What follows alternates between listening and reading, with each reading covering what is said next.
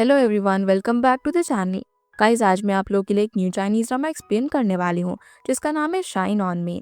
Drama की शुरुआत साल 2011 के शंघाई हॉस्पिटल से होती है, जहाँ पर हमारा मेन लीड लिन एक सर्जरी कर रहा था। वो सक्सेसफुली उस सर्जरी को कंप्लीट कर लेता है और उसके काम से पेशेंट की फैमिली और हॉस्पिटल के सीनियर डॉक्टर्स बहुत ही इम्प्रेस थे।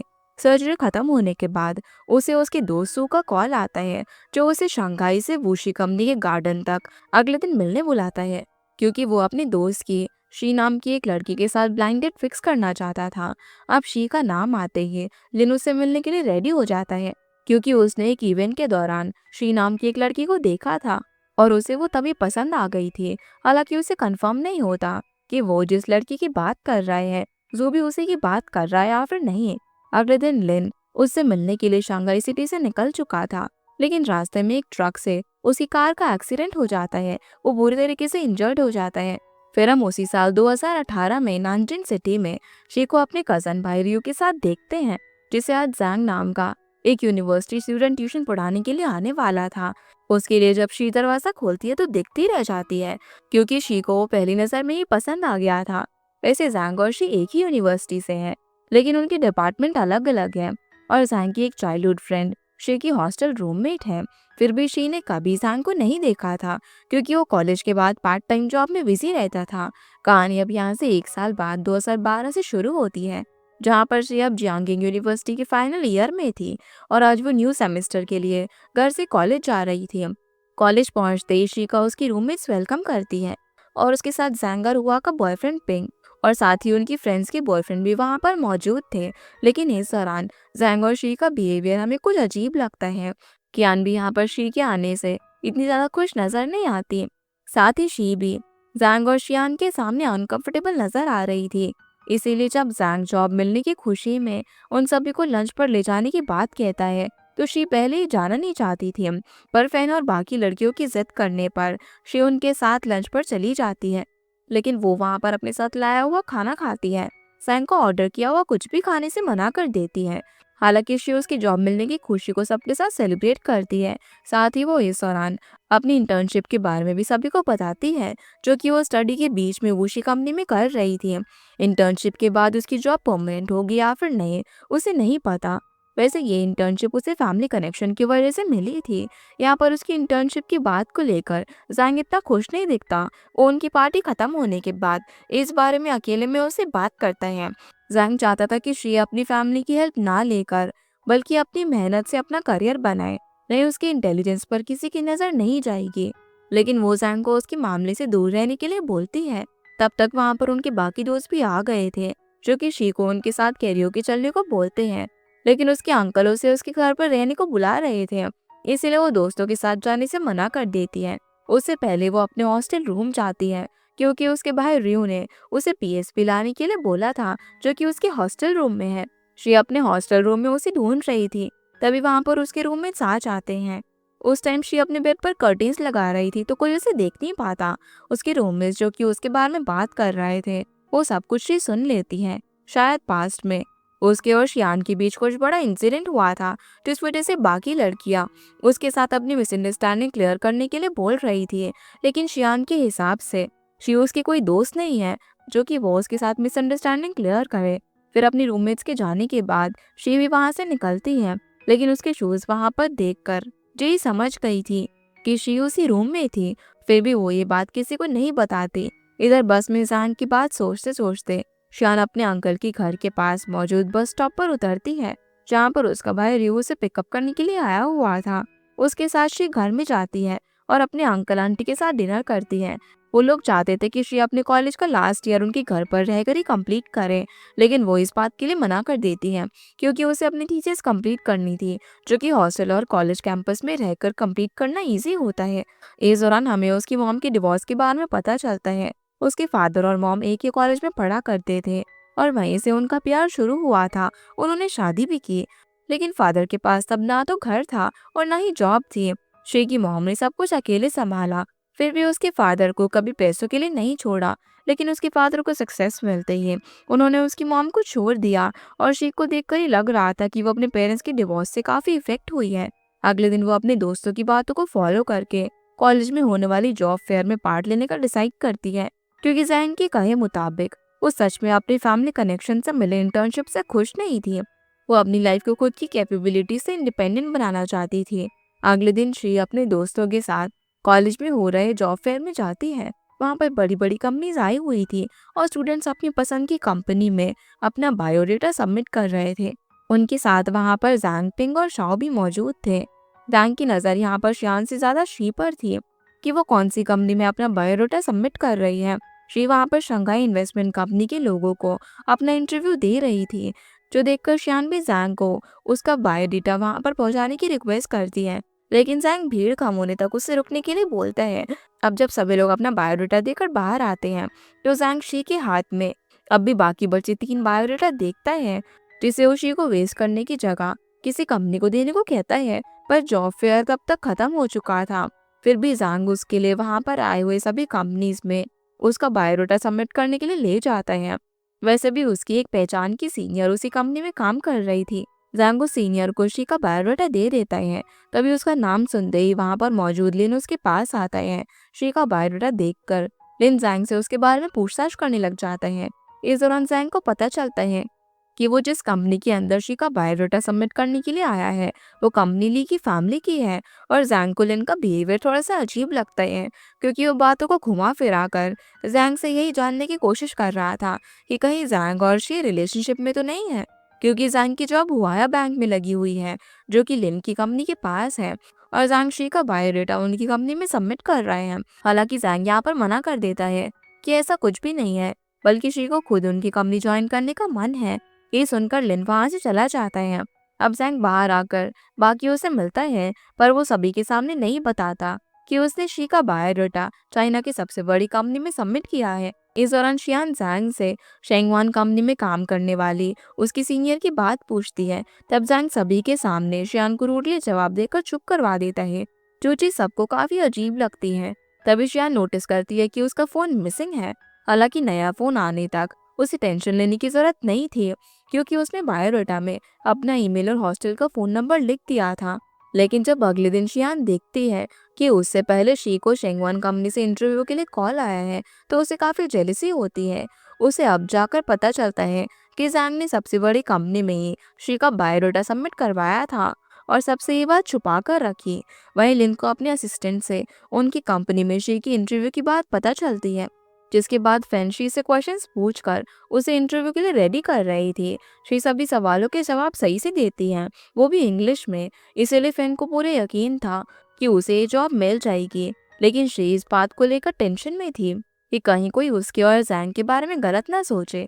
पर फान के मुताबिक आखिर कोई उनके बारे में गलत क्यों ही सोचेगा। जैंग तो खुद अपनी मर्जी से उसका बायोडाटा सबमिट करने के लिए गया था। वैसे तो शी भी शेंगवान कंपनी में जॉब पाने के लिए डेस्परेट थी। वो तो सिर्फ सभी को साबित करना चाहती थी कि वो अपनी फैमिली के सपोर्ट के बिना भी खुद की मेहनत से जॉब पा सकती है। शी अब जॉब इंटरव्यू पर जाती है, जहाँ पर उसका इंटरव्यू कंपनी का एचआर लेते हैं। क्योंकि लिन उस टाइम कंपनी के इन्वेस्टर के साथ मीटिंग में बिजी था। आज उसकी कंपनी सिटी के वूजी एरिया में डेवलपमेंट प्रोजेक्ट को लेकर डील कर रही थी। इन्वेस्टर्स तो इस डील के लिए हाँ बोल रहे थे, लेकिन लिन के हिसाब से ये सिर्फ एक चैरिटी प्रोजेक्ट होगा, इससे उनकी कंपनी को कोई भी प्रॉफिट नहीं होगा। वहाँ पर मौजूद इन्वेस्टर्स उसकी बात पर एग्री करते हैं और कुछ देर सोचने के बाद कंपनी के चेयरमैन शाओ, जो कि लिन के ग्रैंडफादर भी हैं, वो उसकी बात मानकर ये डील कैंसिल कर देते हैं। जो बात वहाँ पर मौजूद वूजी कंपनी और यंगचेंग कंपनी को पसंद नहीं आती, और उसे कंपनी को इतना कंट्रोल करता हुआ देखकर लिन के अंकल चैंग को भी ये बात पसंद नहीं आती। इधर लिन अपने कैबिन से हुआया बैंक को देखकर शायद जैंग के बारे में सोच रहा था। दूसरी तरफ कंपनी के बाहर खड़े होकर शी भी हुआया बैंक को देखकर जैंग की बात सोच रही थी। फिर वो कॉलेज जाकर अपने रूममेट से शेंगवान कंपनी में अपनी इंटरव्यू की बात कहती है, जो कि बहुत ही अच्छा गया था। लेकिन शान इस बात से जरा भी खुश नहीं दिखती। इस दौरान जे अकेले में शी को शियान के सामने शेंगवान कंपनी के इंटरव्यू की बात निकालने से मना करती है, क्योंकि अब तक शियान को उस कंपनी से इंटरव्यू के लिए कॉल नहीं आया था। पर शी को तो अब जाकर पता चलता है कि शियान ने भी वहां पर अप्लाई किया था। अगर उसे पता होता तो वो उसके सामने इंटरव्यू की बात करके उसे हर्ट नहीं करती। रात को अब शियान जैंग के घर जाती है और उसे रिक्वेस्ट करती है कि वो शेंगवान कंपनी में काम करने वाली उसकी सीनियर से पूछे कि उसे अब तक इंटरव्यू के लिए कॉल क्यों नहीं आया। इसके लिए जैंग रेडी हो जाता है। साथ ही यहाँ पर हम देख पाते हैं कि जैंग की माँ शान को भी बहुत ज़्यादा पसंद करती थी। अगले दिन आप शी को शेंगवान कंपनी से मैसेज आता है। इंटरव्यू का पहला राउंड उसने कंप्लीट कर लिया था। इस खबर से वो काफ़ी ज़्यादा खुश थी। वो ये गुड न्यूज़ देने के लिए अपने दोस्तों से मिलने जाती है, लेकिन उसे वहाँ पर देखकर उसके फ्रेंड्स खुश नहीं दिखते, उल्टा उससे नाराज़ दिख रहे थे, जो बात वो समझ नहीं पाती। तभी शान उस पर इंटरव्यू कॉल की बात छुपाने का इल्ज़ाम लगाती है, क्योंकि उस रात कॉलेज कैंपस में सिर्फ वही मौजूद थी। और क्योंकि शियान का फ़ोन खो गया था, तो उसने हॉस्टल का नंबर दिया था। उन लोगों ने उसे हॉस्टल के नंबर पर कॉल करके इंटरव्यू के लिए बुलाया था, और उस टाइम रूममेट के हिसाब से उसी ने कॉल पिक किया होगा। फिर भी उसने इंटरव्यू की बात शियान से छुपा कर रखी, ताकि उसे बड़ी कंपनी में जॉब करने का मौका ना मिले। ये इंटरव्यू के बाद जैंग को अपनी सीनियर से पता चले, जो कि शेंगवान कंपनी में काम करती है। लेकिन शी के मुताबिक वो उस टाइम कॉलेज लाइब्रेरी में ज़रूर थी, लेकिन कुछ ही टाइम बाद वो अंकल के घर के लिए निकल गई थी। उसने वो कॉल पिक नहीं किया था। आखिर वो उसका करियर खराब क्यों करेगी? तो उसके सभी दोस्त उसे कंपनी में कॉल करके प्रूफ करने के लिए बोल देते हैं कि उस दिन उसने कॉल पिक किया था या फिर नहीं। शी अब कंपनी में छोटी छोटी बात के लिए कॉल करके उन्हें डिस्टर्ब करके अपनी इमेज खराब नहीं करना चाहती थी, पर उसे खुद को प्रूव भी करना था। इसलिए वो गलत नंबर डायल करके कंपनी से ही बात करने का नाटक करती है। लेकिन उसी टाइम जैंग उसका फ़ोन छीन लेते हैं और सभी को पता चल जाता है कि उसने कंपनी में कॉल लगाया ही नहीं है, उसने इनवैलिड नंबर डायल किया है। ये देखकर जिन दोस्तों को शियान की बातों पर भरोसा नहीं था, वो भी अब शी को ब्लेम करने लग जाते हैं। लेकिन शी का अब भी यही कहना था कि उसने शियान को इंटरव्यू कॉल पिकअप नहीं किया था। ये बोलकर वो रोते हुए वहां से चली जाती है। जैंग इस पॉइंट पर कौन सही है कौन गलत है, इस चीज को लेकर कंफ्यूज था। वहीं शी एक जगह पर जाकर रुककर अपने पुराने दिनों को याद करके रोने लग जाती है, जहाँ हमें पता चलता है कि पहली बार जैंग को देख कर ही शी उससे प्यार करने लगी थी। लेकिन जैंग और शियान चाइल्डहुड फ्रेंड थे, इसीलिए उसे शक था कि कहीं शियान और जैंग रिलेशनशिप में तो नहीं है। इस बात को कंफर्म करने के लिए उसने शियान से जैंग की लव लाइफ के बारे में पूछा, पर शियान ने तब कहा था कि चाइल्डहुड फ्रेंड और नेबर होने के बाद भी उसे जैंग के बारे में कुछ पता नहीं है। ये सुनकर शियान को लगा कि वो और जैंग रिलेशनशिप में नहीं है, इसीलिए उसने जैंग को प्रपोज कर दिया। हालांकि जैंग ने उसका प्रपोजल रिजेक्ट कर दिया। फिर भी शी जैंग का प्यार पाने के लिए उसका वेट करने की बात कहती है और उसको प्रपोजल के बारे में सोचने का टाइम देती है। पर अगले दिन फैन से उसे पता चलता है कि अब कॉलेज में लोग उसे दूसरे के बॉयफ्रेंड पर नजर डालने वाली मिस्ट्रेस का नाम दे रहे हैं, क्योंकि जैंग और शियान भले ही कपल ना हो, लेकिन सबको पता है कि उन दोनों की फैमिलीज उनकी शादी करवाना चाहती हैं। और शियान जैंग को लाइक भी करती है, पर जैंग को प्रपोज करने के बाद से आज तक शियान शी से नाराज है, और यही उनके बीच की मिसअंडरस्टैंडिंग की वजह है। शी ने प्रपोज करने को लेकर जैंग को मैसेज भेजकर उसे माफी भी मांगी थी, लेकिन तब जैंग ने उसे कोई रिप्लाई नहीं दिया था। इस वजह से शी आज तक उन दोनों के सामने ऑकवर्ड फील करती है। ऊपर से अब तो शियान और बाकी लोग यही सोच रहे थे कि जैंग को ना पाकर शी अब शियान का करियर खराब करना चाहती है। परेशान होकर अब वो अपने अंकल के घर रहने चली जाती है, क्योंकि इस मोमेंट पर वो एक ही हॉस्टल रूम में शियान के साथ एक रूम शेयर नहीं कर पाएगी। शी का भाई रियो भी उसे परेशान देखकर समझ जाता है कि उसकी परेशानी की वजह जरूर शियान और जैंग होंगे। वो उसे मनाने के लिए जाता है, लेकिन शी उसे कुछ भी नहीं बताती, सिर्फ खुद को रूम में लॉक कर लेती है। उसे खुद को इनोसेंट भी प्रूव करना था, इसलिए वो अगले दिन हॉस्टल लाइब्रेरी जाकर सबूत जमा करने लग जाती है, ताकि वो सभी को प्रूव कर सके कि उस दिन उसने उसकी कॉल को रिसीव नहीं किया था। क्योंकि अब कॉलेज में सभी लोग उसे लेकर गॉसिप कर रहे थे। शियान हर किसी को कॉल करके शी के खिलाफ भड़काए जा रही थी। ऊपर से जैंग ने जो उसे नया फोन दिया था, वो शी को दिखाकर इंसल्ट कर रही थी। इस तरह वो शी को जता रही थी कि जैंग उसका है और वो उसे कभी भी हासिल नहीं कर पाएगी। हालांकि शी को शियान की बातों से कोई फर्क नहीं पड़ता। वहीं फैन जब घर से हॉस्टल आकर ये सब इंसिडेंट के बारे में जानती है, तो वो अपने रूममेट्स को क्लियर करती है कि उस दिन शी की इंटरव्यू का कॉल उसने पिक किया था। शेंगवान कंपनी के लोगों ने अगले इंटरव्यू के बाद में खुद शियान से कांटेक्ट करने की बात कही थी, इसीलिए फैन ने कॉल के बाद शियान को नहीं कही और उसी रात वो अपने घर चली गई। ये सच जानकर शी के सभी दोस्त उस पर शक करने को लेकर गिल्टी थे, पर शियान को देखकर जरा भी नहीं लग रहा था कि वो उससे माफी मांगने वाली है। लेकिन फैन अपने दोस्तों और कॉलेज के सीनियर और प्रोफेसर के साथ एक लंच पार्टी ऑर्गेनाइज करती है, जहाँ पर फैन उन्हें पूरी सच्चाई बताती है। फैन अपने साथ बस टिकट भी लेकर आई थी। उसके पास पूरे सबूत थे कि उसने किस टाइम शियान के इंटरव्यू का कॉल उठाया था, फिर कब किस टाइम पर बस में बैठकर वो हॉस्टल से निकली थी। उसने रात को भी शी को उस लंच पर आने के लिए बोल दिया था। इसीलिए कुछ देर बाद शी अपनी तरफ के सबूत लेकर वहां पर आ जाती है और सभी को ये प्रूव करती है कि उस रात वो हॉस्टल से निकलकर लाइब्रेरी गई थी। फिर वो वहां से अपने अंकल के घर चली गई और कॉल उसके जाने के बाद हॉस्टल में आया था। इन सब सबूतों से क्लियर हो चुका था कि शी ने वो कॉल पिक नहीं किया था। इसीलिए सभी लोग इंक्लूडिंग उसके रूममेट्स उसे माफ कर देते हैं। सिर्फ शियानी उससे ना तो माफी मांगती है और ना ही उससे बात क्लियर करने आती है। जे भी उन्हें ज्वाइन करने के लिए आती है क्योंकि वो हमेशा से शियान की बेस्ट फ्रेंड रही थी। फिर भी शी खुश थी कि कम से कम बाकी लोग तो उसे गलत नहीं समझ रहे हैं। वहीं जैन को भी ये सच्चाई पता चल गई थी कि उसने जो शी पर शक किया था उसे लेकर अब उसको गिल्टी फील हो रहा था। तभी उसकी मॉम उसके रूम में आती है जो कि उसे शियान के कॉलेज खत्म होने के बाद उसे शादी करने को बोलती है, क्योंकि जैन के फादर की मौत के बाद शियान की फैमिली ने उनका हमेशा साथ दिया था और दोनों फैमिलीज में बहुत ही अच्छी दोस्ती है। शियान के साथ उसके पेरेंट्स भी जैन को पसंद करते हैं। अब तो उसकी अच्छी जॉब भी लग चुकी है, तो दोनों फैमिलीज उनकी शादी होते हुए देखना चाहते हैं। हालांकि जैन की शादी की बात से बिल्कुल भी खुश नहीं था, जैसे शियान को लेकर उसके दिल में कोई फीलिंग ही नहीं हो। अगले दिन हम देखते हैं कि शी कॉलेज की जीजांग बिल्डिंग में गई थी अपने प्रोफेसर से मिलने के लिए। उसी टाइम वहां पर जांग भी मौजूद था, लेकिन वो उससे बात नहीं करती। असल में प्रोफेसर ने शी को वहां पर उसके थीसिस के बारे में बात करने के लिए बुलाया था, जो कि प्रोफेसर के हिसाब से गलत है। जिस तरीके का थीसिस उसे लिखना चाहिए वैसा उसने नहीं लिखा था। उसके हिसाब से तो शी थीसिस में पास भी नहीं कर पाएगी। ये सुनकर जैंग प्रोफेसर से शी को एक और चांस देने की रिक्वेस्ट करता है, पर शी जैंग को उसके मामले से दूर रहने को बोलती है। ये देखकर प्रोफेसर शी पर और भी ज्यादा भड़क जाते हैं। एक तो उसने ठीक से अच्छे से थीसिस नहीं कंप्लीट करी और अपने सीनियर क्लासमेट से भी वो रूडली बात कर रही थी। हालांकि जैंग की रिक्वेस्ट पर प्रोफेसर शी को थीसिस फिर से लिखने का एक और चांस दे देते हैं। इसके बाद शी वहां से जाने लग जाती है। जैंग को उससे बात करनी थी, उससे माफी मांगनी थी, इसलिए वो उसके पीछे जाता है, पर वो लिफ्ट को नहीं रोकती। हालांकि लिफ्ट शुरू ही नहीं हुई थी, इसीलिए जैंग भी लिफ्ट में पहुंच जाता है। वहां पर वो शी को उसकी थीसिस के लिए हेल्प ऑफर करता है, पर लिफ्ट ओपन होते ही शी उसे बिना कुछ बोले ही चली जाती है।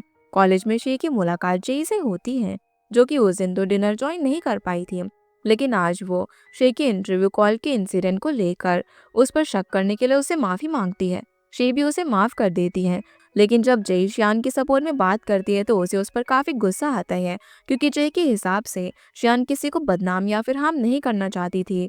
उसे भी गलतफहमी हो गई थी, लेकिन शी के मुताबिक वो इतनी भी इनोसेंट नहीं है कि वो उसे अनजाने में ब्लेम करे, उसे पूरे कॉलेज के सामने ह्यूमिलेट करे। और अब तक शियान ने कई बार ऐसा किया है, पर कभी भी उसने माफी नहीं मांगी। वो जैंग को लाइक करती है, ये बात सभी रूममेट्स को पता थी और शियान को भी। फिर भी उसने उसको नहीं बताया कि फ्यूचर में उसकी और जैंग की फैमिली उन दोनों की शादी करवाने वाले हैं, तो इसीलिए वो जैंग को प्रपोज ना करे। उल्टा उसने तो उसे जैंग को प्रपोज करने दिया और उसे अब तक ह्यूमिलेशन फेस करना पड़ रहा है। इसीलिए शी के हिसाब से जे को पहले दोनों साइड की स्टोरी समझ लेनी चाहिए, ना कि सिर्फ शियान की बेस्ट फ्रेंड बनकर उसे ही डिफेंड करना चाहिए। शी की इस बात पर तो जे भी सोच में पड़ जाती है, पर शी वहां से चली जाती है। अगले दिन जब वो अपने अंकल के घर में अपनी थीसिस पर काम कर रही थी, तभी उसे जैंग का कॉल आता है, जो उसे अपना ईमेल चेक करने को कहता है। ईमेल चेक करने पर शी को वहां पर अपने थीसिस के लिए बहुत सारे मटेरियल मिलते हैं, जिसकी हेल्प से उसकी थीसिस इजीली कंप्लीट हो जाएगी। इतने सारे इंपॉर्टेंट मटेरियल उन्हें इंग्लिश टू चाइनीज ट्रांसलेट करके भेजना बहुत ही मुश्किल काम है, जो जैंग ने उसके लिए किया था। ये देखकर शी काफी शॉक थी, इसीलिए वो कुछ देर बाद उसे कॉल करती है, पर कॉल जैंग का रूममेट उठाता है क्योंकि वो सो रहा था। उस रूममेट से शी को पता चलता है कि जैंग पूरी रात उसकी थीसिस के लिए मटेरियल जमा करने का काम कर रहा था, इसीलिए वो थक कर सो गया। ये सुनकर शी तो कॉल कट करने वाली थी, तभी जैंग उठकर उसका कॉल पिक कर लेता है। शी जैंग को कुछ बोल ही नहीं पाती, तो जैंग उसे कोई भी प्रॉब्लम होने पर उसे कभी भी कॉल करने के लिए कहता है। लेकिन जैंग के इस हेल्प से शी को लगा कि उस पर शक करने को लेकर और गलत ब्लेम लगाने को लेकर जैंग इस तरीके से उसे माफी मांग रहा है। इसलिए वो सोच में पड़ जाती है कि वो जैंग के मटेरियल से हेल्प लेकर अपनी थीसिस कंप्लीट करे या फिर नहीं। कहीं उससे हेल्प लेने को लेकर शियान फिर से उस पर भड़क न जाए। कुछ दिनों बाद अब शी अपनी थीसिस कंप्लीट करके प्रोफेसर को देती है, जो कि उन्हें बहुत पसंद आती है। अब थीसिस सबमिट हो चुका है, मतलब कुछ ही दिनों में उनका कॉलेज खत्म होना है। कॉलेज के स्टूडेंट्स और वहाँ का माहौल देखकर शी काफी इमोशनल हो जाती है। कुछ दिनों बाद शी अपने कजन ड्रू को लेकर एग्जाम के लिए जाती है। शी को जितनी उसके एग्जाम के लिए टेंशन हो रही थी, पर रियो तो बिल्कुल ही टेंशन फ्री था। उल्टा वो एग्जाम के बाद शी के साथ यूरोप घूमने का प्लान बना रहा था। वो इस ट्रिप के बहाने वहाँ के कॉलेज भी देख लेगा, क्योंकि उसे तो वहीं पर पढ़ाई करनी थी। कुछ घंटों बाद एग्जाम खत्म होता है और रियो उसके पास आता है। शी उसे लंच के लिए रेस्टोरेंट ले जाने वाली थी, लेकिन रियो किसी समवन स्पेशल से मिलवाने के लिए उसे रोकता है। उसके पास जैंग का ब्रदर जिंग आता है। जिंग यू का क्लासमेट था। अब जाकर शी को पता चलता है कि हालांकि जैंग आज अपने भाई को एग्जाम पर छोड़ने के लिए नहीं आया था, फिर भी शी जिंग को देखकर अनकंफर्टेबल हो रही थी। ऊपर से रियो जिंग को उनके साथ लंच पर लेकर जाना चाहता था, इसीलिए शी उसको भी अपने साथ लेकर जाती है। हालांकि वहाँ पर वो उसका भी काफी अच्छे से ख्याल रखती है और दोनों को एग्जाम्स के लिए टिप देती है। जो भी हो, जैंग से मुलाकात ना होने पर शी तो खुश थी। असल में वो जैंग के सामने नहीं आना चाहती थी, नहीं तो शियान गुस्से में उसके बारे में और भी गलत बातें फैला देगी और उसे इंसल्ट भी कर देगी। अगले दिन शी और जैंग की मुलाकात होती है, क्योंकि जैंग अपने भाई जिंग को एग्जाम के लिए छोड़ने आया था। असल में ये सब रियो का प्लान था। वो उन दोनों को करीब लाना चाहता था, इसीलिए एग्जाम देने जाने से पहले वो शी को इशारों में जैंग के साथ टाइम स्पेंड करने को बोलता है। पर शी उसके सामने काफी ऑकवर्ड फील कर रही थी। जैंग उसे बात करने की कोशिश कर रहा था, लेकिन वो उससे खुलकर बात ही नहीं कर रही थी। यहाँ पर जैंग कल उसके भाई का ख्याल रखने के लिए उसे थैंक यू बोलता है, पर शी के मुताबिक जिंग उसका भाई रियो की तरह ही है। उसने कोई अलग इंटेंशन से हेल्प नहीं किया। फिर जैंग के रिक्वेस्ट पर शी उसके साथ रेस्टोरेंट में जाती है, जहाँ पर जैंग उसकी पसंद की डिशेस ऑर्डर करता है। उनका ऑर्डर किया हुआ खाना एग्जाम खत्म होने के बाद आएगा, इसीलिए दोनों रियो और जिंग के आने का वेट करने लग जाते हैं। इस दौरान शी को याद आता है कि एक बार जब जैंग की मम हॉस्पिटल में थी, उसने 50,000 युआन देकर उसकी मदद की थी। उसने कभी जैंग से पैसे वापस नहीं मांगे, लेकिन देखा जाए तो जैंग ने बहुत मामलों में उसकी हेल्प की है। तो क्या इस तरीके से वो अपना कर्ज उतार रहा था? यही सब सोचकर शी कुछ देर के लिए बाहर चली जाती है। वैसे भी अकेले जैंग के साथ बैठकर उसे ऑकवर्ड फील हो रहा था।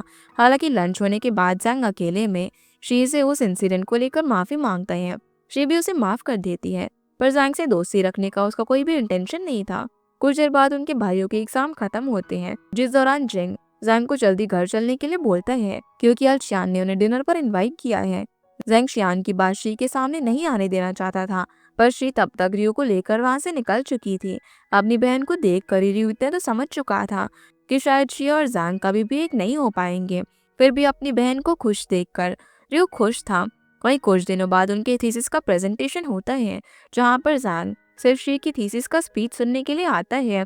फिर शी उसी रात अपने अंकल के घर जाने वाली थी, पर जे की रिक्वेस्ट करने पर उसे रुकना पड़ता है, क्योंकि जे को उससे बात करनी थी। इस दौरान जय ने शी से दिल से माफी मांगी। सिर्फ शियान की बेस्ट फ्रेंड बनते बनते वो ये भूल गई थी कि बाकी सभी लोग भी उसके दोस्त हैं। शियान के साथ मिलकर वो कब कॉलेज गॉसिप को फैलाने वाली बन गई उसे पता ही नहीं चला। हालांकि शी ने अपने दिल में जय या फिर किसी के लिए भी हेट नहीं रखा था, इसलिए वो उसे माफ कर देती है। ये बात वो यान को भी बोलती है। तभी यान उसे जल्दी घर जाने की बात कहती है। ग्रेजुएशन सेरेमनी होने के बाद सबसे पहले वही घर जाने वाली है। इस बात पर दोनों बहुत ही इमोशनल होती हैं। अब ग्रेजुएशन से पहले ये लोग दिल खोलकर पार्टी भी करते हैं। फिर कुछ दिनों बाद इनकी ग्रेजुएशन सेरेमनी हो जाती है। उनके कॉलेज की 4 सालों की यादें फोटोज में बंद रह जाती हैं। सभी दोस्त सब एक दूसरे से मिलने का प्रॉमिस लेकर अपने अपने घर निकल जाते हैं, लेकिन शी की लास्ट बस छूट जाती है। वो बस स्टॉप पे अगली बस का वेट कर रही थी। तभी वहां पर जैंग आता है। ये उनकी लास्ट बस थी। वो लोग यही को एयरपोर्ट तक छोड़ने के लिए आए थे। वहां से उनके कुछ दोस्त अपने अपने घर चले गए और बाकी बस वो लोग अब कल तक अपने अपने घर पर चले जाएंगे। आज उनका कॉलेज हॉस्टल में आखिरी दिन है। यहाँ पर भीड़ की वजह से शी बस में चढ़ नहीं पाती, इसीलिए जैंग उसके साथ ही पीछे रह जाता है। साथ ही वो उसे प्रोटेक्ट भी कर रहा था। तभी उसे शियान का कॉल आता है, जो कि जैंग को कैब लेकर वापस आने के लिए बोल रही थी।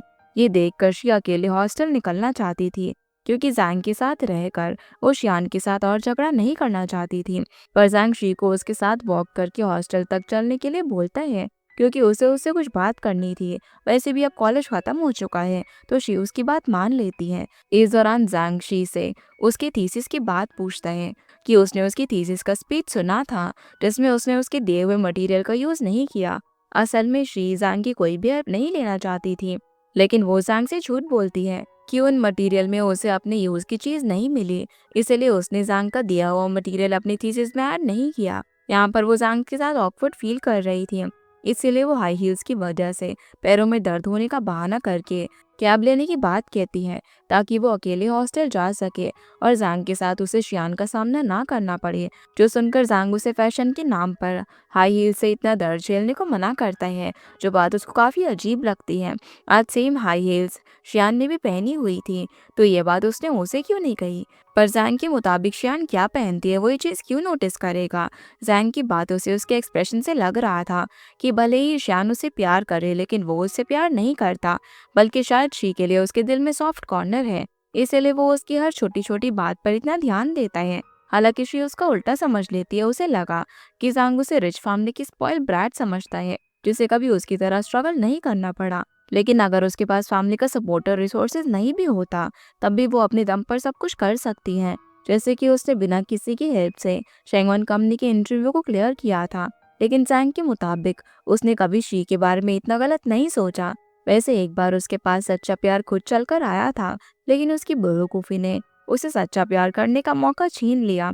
यहाँ पर जैंग शी की बात कर रहा था, पर शी को लगा कि वो शियान की बात कर रहा है, इसलिए वो जैंग को फिर से वही प्यार वापस पाने के लिए मोटिवेट करती है। जो सुनकर जैंग काफी खुश था। उसे लगा कि शी का प्यार फिर से वो पा सकता है, लेकिन वो यहाँ पर ये समझ रही थी कि वो शियान का प्यार पाने के लिए इतना खुश है। ऊपर से दोनों एम्बैरेसमेंट के चलते ये बात क्लियर ही नहीं करते। फिर जब दोनों वॉक करके हॉस्टल तक आते हैं, तो शी जैंग को बोलती है कि वो शॉर्ट हेयर और व्हाइट क्लोथ्स में बहुत ही हैंडसम दिखता है, जैसे शी ने उसे पहली बार देखा था। ये बोलकर वो हॉस्टल के अंदर चली जाती है। पर आज कॉलेज में उनकी आखिरी रात थी। वो जाने से पहले एक बार बैल्कनी में आकर जैंग को पुकारती है और उसे बाय बोलती है, क्योंकि आज से वो उसके लिए अपनी सभी फीलिंग्स हमेशा के लिए खत्म करने वाली थी। अब से जैंग सिर्फ उसका दोस्त होगा। उससे ज्यादा उसके दिल में कभी प्यार की फीलिंग नहीं आएगी, क्योंकि वो जैंग को शियान के साथ खुश देखना चाहती थी। लेकिन शी को उसे बैल्कनी से पुकारता हुआ देखकर जैंग को लगा कि वो उससे प्यार करती है, जैसे कि वो उससे करता है। इसीलिए वो उसकी तरफ स्माइल करके उसे बाय बोलता है, इसी उम्मीद में कि फिर जब मुलाकात होगी तब शी और वो अपने प्यार की नई शुरुआत करेंगे। फिर कहानी कुछ दिनों बाद की दिखाई जाती है, जहाँ पर गाँव का एग्जाम खत्म होते ही रियो अपने सिस्टर को लेकर यूरोप निकल जाते हैं। शी को कुछ दिनों तक रेस्ट करना था, लेकिन अपने भाई के सामने उसकी एक नहीं चलती। ऊपर से प्लेन में बैठने से शी को डर भी लगता है, इसीलिए वो बीच बीच में मरने की बात कर रही थी। इस दौरान उसकी बातें सुनकर उसके पास बैठे एक ओल्ड मैन को डर के मारे पूरे रास्ते नींद ही नहीं आती, इसलिए वो प्लेन से उतरने से पहले शी को बहुत डांटता है, जो देखकर रियो की हंसी नहीं रुक पाती। फिर रियो शी के साथ यूरोप घूमता है और उसके साथ काफी इंजॉय भी करता है। इसी बीच रियो का कैम्ब्रिज यूनिवर्सिटी में एडमिशन से पहले वाला क्लास भी चल रही थी, इसलिए शी को उसके साथ बहुत दिनों तक ही रुकना पड़ रहा था। हालांकि दोनों इस ट्रिप में एक दूसरे के साथ काफी खुश थे और एक दूसरे के साथ अपनी दिल की बातें भी शेयर करते हैं। शी जब 1 महीने बाद चाइना आकर अपनी मॉम से मिलती है, तो उसकी मॉम उसे फादर फैंग से मिलने को बोलती है। शी के फादर असल में यांगजेंग कंपनी के ओनर थे, जिसकी डील कुछ दिनों पहले लिन ने कैंसिल कर दी थी। इस बात को लेकर शी के फादर बहुत ज्यादा गुस्सा थे, लेकिन जब वो उस दिन उनसे मिलने के लिए ऑफिस आती है, तो उनका सारा गुस्सा खुशी में बदल जाता है। ऊपर से शी उनके लिए एक स्कार्फ भी गिफ्ट में लेकर आई थी। हालांकि शी उनसे अब भी नाराज थी, क्योंकि फैंग की दोस्त है यून, तो इसकी वजह से उसके पेरेंट्स का डिवोर्स हुआ और उसके फादर अब भी उनके साथ हैं। अब फैंग भले ही बोले कि उनका यून के साथ कोई अफेयर नहीं है, वो सिर्फ उसकी बीमारी में उसकी देखभाल कर रहे हैं, उसका ट्रीटमेंट कर रहे हैं, लेकिन शी के हिसाब से यून सिर्फ उसके फादर को यूज कर रही है, उसे कोई बीमारी नहीं है। उनकी फैमिली पहले कितनी खुश थी, उसके फादर उसे कितना प्यार करते थे, पर उनकी वजह से उनकी पूरी फैमिली बिखर गई। लेकिन फांग इन बातों के बारे में शी से बात नहीं करना चाहता था। असल में वो उसे अपनी कंपनी संभालते हुए देखना चाहता था। उनकी कंपनी उनके बाद आखिर शी की होगी, इसीलिए वो शी को इस बारे में सोचने के लिए बोलता है। इस बारे में जब वो अपनी मॉम से एडवाइस मांगती है, तो मॉम का तो यही कहना था कि शी अपनी खुशी के हिसाब से कंपनी ज्वाइन करे। वो नहीं चाहती कि शी अपने फादर की कंपनी ज्वाइन करने के चक्कर में अपने पेरेंट्स के टूटे रिश्ते में फंसी रह जाए। पर कुछ सालों बाद जब शी को उनका डिवोर्स बॉदर नहीं करेगा, तब वो अपने फादर की कंपनी ज्वाइन कर ले, उन्हें तब खुशी ही होगी।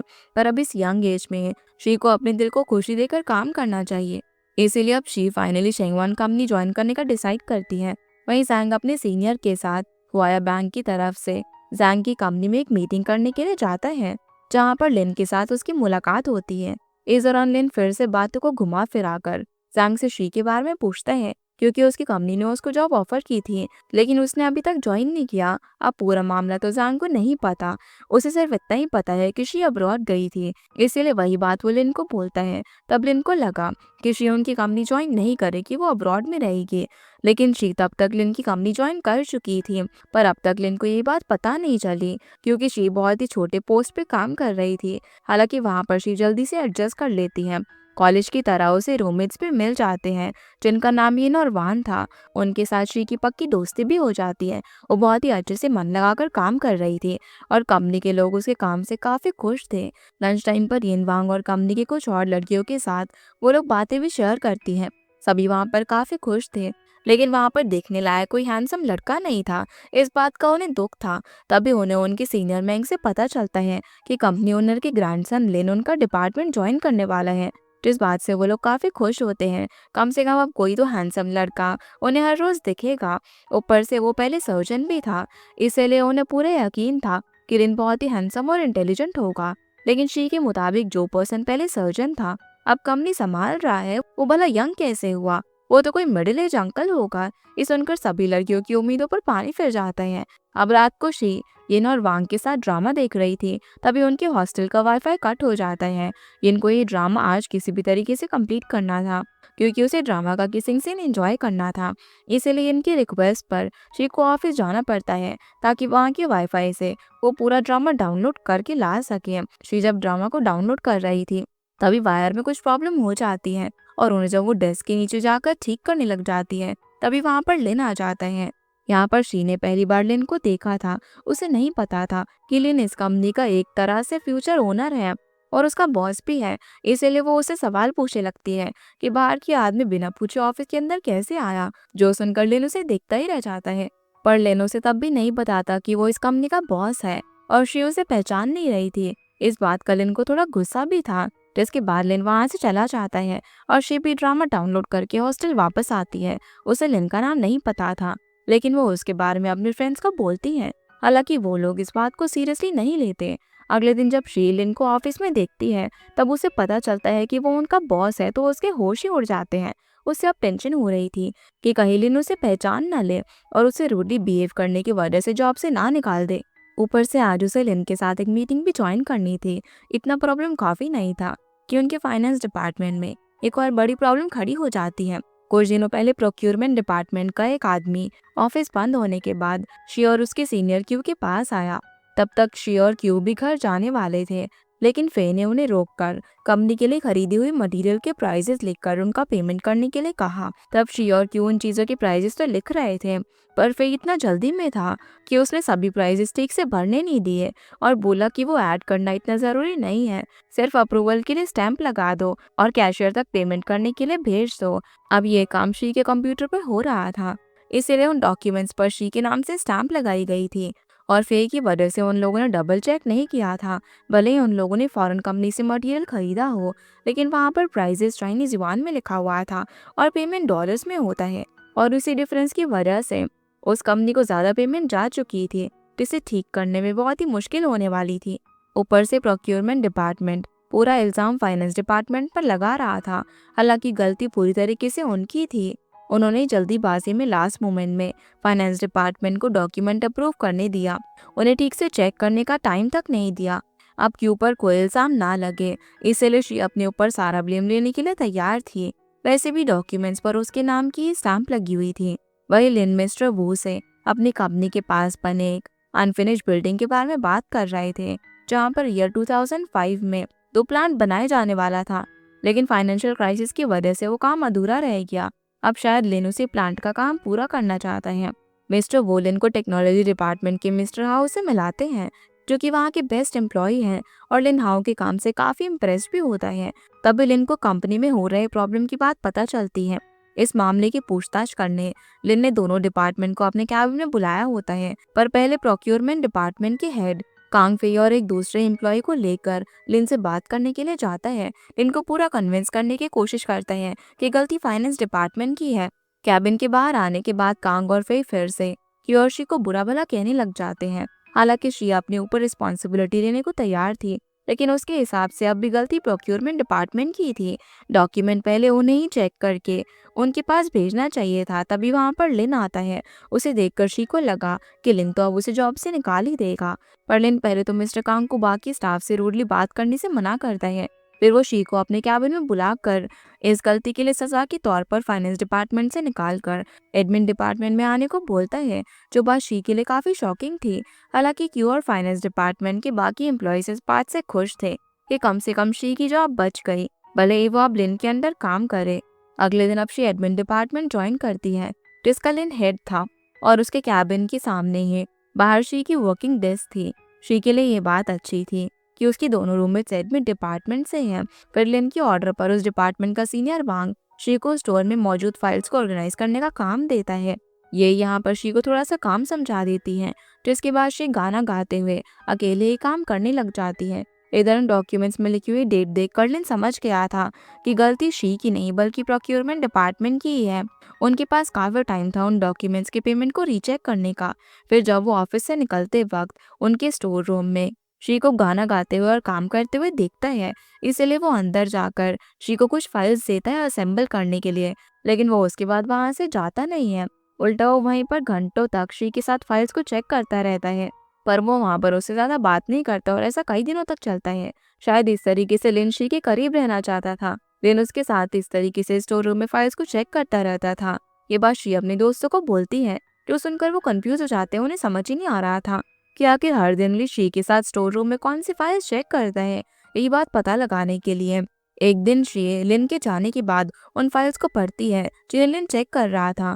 वो कोई पीवी ग्लास और प्रोडक्ट परचेज कॉन्ट्रैक्ट के फाइल्स थे, जो देखकर शी को लगा कि लिन शायद कोई बड़ा इन्वेस्टिगेशन कर रहा है, इसीलिए ऐसे प्रोडक्ट की फाइल्स चेक कर रहा है। आखिर वो इतना बड़ा सर्जन था, तो लिन कुछ बड़ा करने का ही सोचेगा। ये बात शी अपने दोस्तों को बोलती है, क्योंकि उसे अपने दोस्तों से पता चला कि ऑफिस के कुछ लोग लिन और उसके अफेयर लिंकअप की बात कर रहे हैं। क्योंकि आजकल लिन उसके साथ इतना टाइम स्टोर रूम में जो बिता रहा था, ऊपर से इतनी बड़ी गलती होने के बाद भी लिन ने उसे जॉब से नहीं निकाला, उल्टा उसे अपने डिपार्टमेंट के अंदर काम करने दिया ताकि शी उनके करीब रह सके। अपने बारे में ऑफिस की ये सब गॉसिप सुनकर शी को जरा भी अच्छा नहीं लगता, फिर भी वो अपना काम करती रहती है। यहाँ तक कि लिन की हेल्प करने के लिए वो अलग अलग ईयर्स के सभी परचेज प्रोडक्ट की फाइल ऑर्गेनाइज करके रखती है, जो देखकर लिन को बहुत ही अच्छा लगता है। तब शी लिन को जरूरत पड़ने पर उसे किसी भी मामले में हेल्प मांगने को बोलती है। ये सुनकर लिन उससे उनकी टॉप 50 प्रोडक्ट की परचेज रेट, उनके कॉन्ट्रैक्ट और एक्सटर्नल प्राइसेस इंक्वायरी करता है।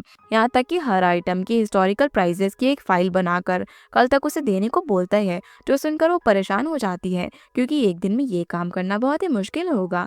शी को लग रहा था कि उससे बहुत ही नफरत करता है, इसलिए उसे ये उल्टे सीधे काम दे रहा है। पर उसकी दोस्त यही और वान के मुताबिक शायद लिन उसे प्यार करता है, इसीलिए तो उसके करीब रहने के लिए ऐसे काम उसे हैंडओवर करता है, जो सिर्फ मिस्टर लिन के पास रहकर ही किए जा सकते हैं। हालांकि शी के मुताबिक लिन जैसा इतने क्वाइट पर्सन किसी को भी प्यार नहीं कर सकता। शी अब लिन के दिए हुए काम को करने लग जाती है। अगले दिन टाइम पर वो टॉप 50 प्रोडक्ट की इंफॉर्मेशन फाइल लिन को हैंडओवर करती है। लिन उसके काम से काफी खुश था। फिर शी लिन के सामने बीमारी का बहाना करके 3 दिन की छुट्टी मांगती है, पर वो उसका झूठ समझ जाता है, क्योंकि वो भी तो एक डॉक्टर था।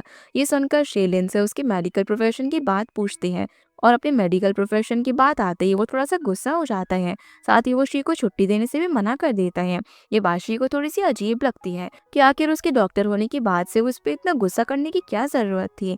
ये बात वो यही से भी शेयर करती है, पर वो लिन के गुस्से की वजह कुछ समझ नहीं पाती। कुछ देर बाद ये वान और शी काम खत्म करके हॉस्टल जा रहे थे, तभी उन्हें अपने हॉस्टल बिल्डिंग में एक फैमिली मूव होती हुई दिखती है। अब वहाँ तो ये लोग रहते हैं, तो ये फैमिली कहाँ रहेगी, कहीं उन्हें निकाला तो नहीं जाएगा। ये पूरा मामला वान कहीं ना कहीं से पता लगा लेती है, और शी और वान को अकेले में बताती है कि असल में कल जो लड़का उनकी हॉस्टल बिल्डिंग में मूव हुआ, उसने प्रोक्योरमेंट डिपार्टमेंट ज्वाइन किया है। उसके रूम के पास एक और रूम ओपन किया गया है।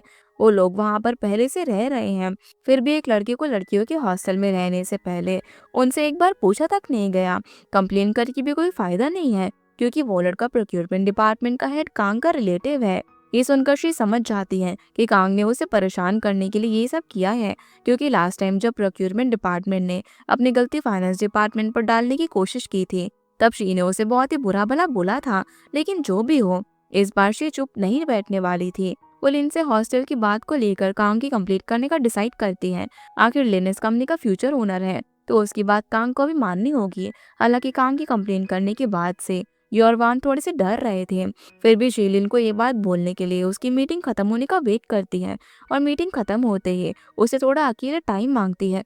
अब जैसे ही लिन कैबिन में आकर अपना कोट उतारता है, तो शी उसे देखती ही रह जाती है और इमेजिन करती है कि लिन अपने लैब कोट में कैसा दिखता होगा।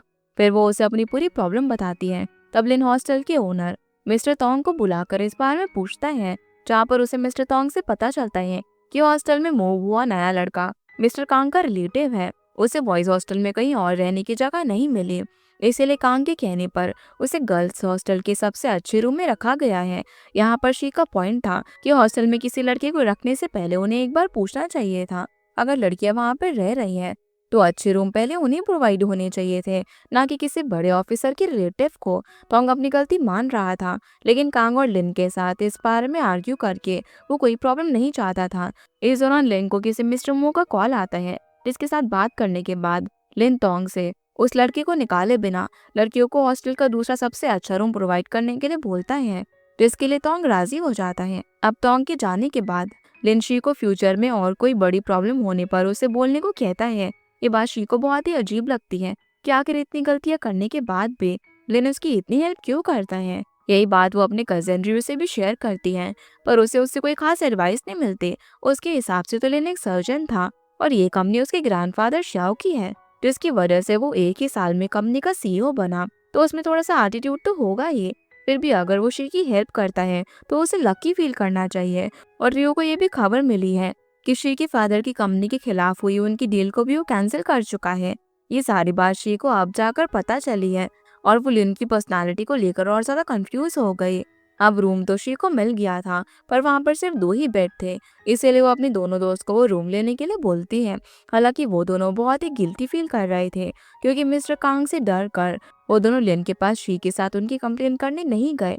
अब जब शी ने अकेले प्रॉब्लम सॉल्व की है, तो उसे छोड़कर वो दोनों उस रूम की फैसिलिटी कैसे यूज कर ले, पर शी उनकी कोई भी बात नहीं सुनती। उसके हिसाब से भी बहुत पहले से दोनों इस हॉस्टल में रह रहे हैं, इस कंपनी में काम कर रहे हैं, तो कोई भी अच्छी फैसिलिटी उन्हें पहले यूज करनी चाहिए। वो दोनों शी की बात मानकर उस रूम में शिफ्ट हो जाते हैं, जहाँ फ्रिज से लेकर वॉशिंग मशीन तक सब कुछ उन्हें प्रोवाइड हुआ था। ये देखकर दोनों काफी खुश थे, इसीलिए वो दोनों शी को कभी भी उनकी रूम में टाइम स्पेंड करने के लिए आने को बोलते हैं।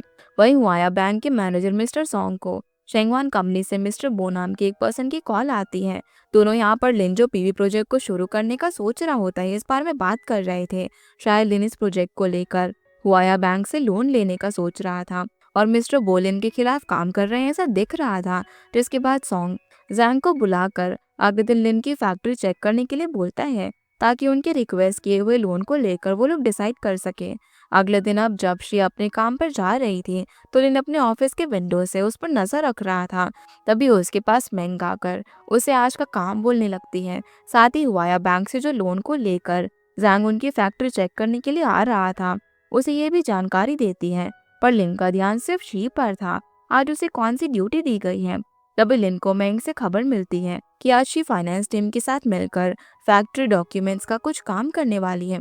वहीं शी को लंच टाइम में दूसरी एम्प्लॉय लड़कियों से पता चलता है कि हुआंग बैंक से हैंडसम लड़का उनकी कंपनी की फैक्ट्री चेक करने के लिए और लोन के सिलसिले में लिन से मीटिंग करने के लिए आया हुआ है। उसका नाम जैंग है। ये सुनकर वो तुरंत वहां से ऑफिस की तरफ भागती है, जैंग को एक बार देखने के लिए। इस बीच ली शिन को ऑफिस की तरफ जाता हुआ देखकर समझ जाता है कि वो जैंग से मिलने जा रही है। हालांकि शी आधे रास्ते में ही रुक जाती है और जैंग से नहीं मिलती। वहीं जैंग एक पल के लिए फैक्ट्री की तरफ जाकर शी से मिलने का सोचता है, पर वो किसी वजह से वापस बैंक चला जाता है। लिन को तो यही लगा कि शी जैंग से मिलने के लिए अपना काम अधूरा छोड़कर आई है, इसलिए वो गुस्से में शी को 1 हफ्ते तक फैक्ट्री का काम संभालने की ड्यूटी देता है, वो भी ओवर टाइम वर्क में, जो कि इतना हैवी उसका काम है भी नहीं। पर लिन उसका बॉस है, तो शी को उसकी बात फॉलो करनी पड़ती है। वहीं लिन को अपने एम्प्लॉयज से पता चलता है कि जैंग लोन के बारे में मीटिंग किए बिना ही अपने बैंक वापस चला गया, क्योंकि वो लिन के लिए वेट करने को राजी नहीं था और ना ही उसने फैक्ट्री चेक की। ये सुनकर लिन को ऐसा लगता है कि शायद हुआंग बैंक उसके लोन रिक्वेस्ट को अप्रूव नहीं करेंगे, इसलिए वो अपने एम्प्लॉय से यीशिन कंपनी के साथ डील करने को कहता है। उसके साथ पहले भी मिलकर काम किया गया है, तो इस बार भी उनके साथ अच्छी बातचीत करके पीवी प्रोजेक्ट का काम किया जा सकता है। वही कंपनी के हैवी काम में शी की लाइफ बहुत ही मुश्किलों से बीत रही थी। यहाँ तक कि उसे एक दिन चोट भी लग जाती है। अगले दिन वो अपने फ्रेंड की एडवाइस को फॉलो करके हेलमेट पहनकर काम करने लगती है। फिर भी इतना मेहनत का काम और ऊपर से ओवरटाइम करके वो काफी ज्यादा थक जाती है, लेकिन वो अपने काम का पूरा रिपोर्ट बनाकर टाइम से मैन को सबमिट कर देती है। उसे लगा कि लिन जानबूझकर उसे तकलीफ दे रहा है, पर देखा जाए तो लिन चुप चुप कर उस पर नजर रख रहा था कि कहीं शी को कोई ज्यादा तकलीफ तो नहीं हो रही। हालांकि इस ओवरटाइम की वजह से शी में अब इतनी भी एनर्जी नहीं थी कि वो इस वीकेंड पर अपने घर जा सके। इसलिए वो अपनी मॉम से झूठ कहती है कि इस वीकेंड पर वो अपने दोस्तों के साथ घूमने जाएगी। उसने सोचा था कि वो अच्छे से सोएगी और रेस्ट करेगी, पर अपने दोनों दोस्तों की वजह से उसे अगले दिन उनके साथ टेम्पल घूमने निकलना पड़ता है। वो लोग हॉस्टल के बाहर कैब का वेट कर रहे थे। तभी उनके पास लिन आकर उन्हें टेम्पल तक के लिए लिफ्ट ऑफर करता है। इन और वांग तो तुरंत ही उसकी बात मान जाते हैं। असल में वो दोनों चाहते थे कि इस दौरान कार में शी लिन से बात करके उन्हें इम्प्रेस कर लेगी। तब लिन डिपार्टमेंट चेंज करके उसे फिर से कभी कोई सजा नहीं देगा। यही सोचकर वो शी को लिन के साथ फ्रंट सीट पर बैठा देती है, पर शी तो पूरे रास्ते सोती रहती है और ये दोनों रास्ते में लिन के साथ बात करते हुए जाती हैं। कुछ देर बाद उन्हें टेम्पल गेट तक छोड़कर लिन चला जाता है।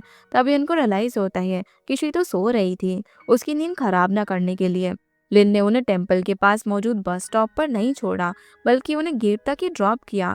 पर शी के मुताबिक लिन से तो वो दूर ही रहना चाहती है, क्योंकि उसे वो बहुत ही रूड लगता है।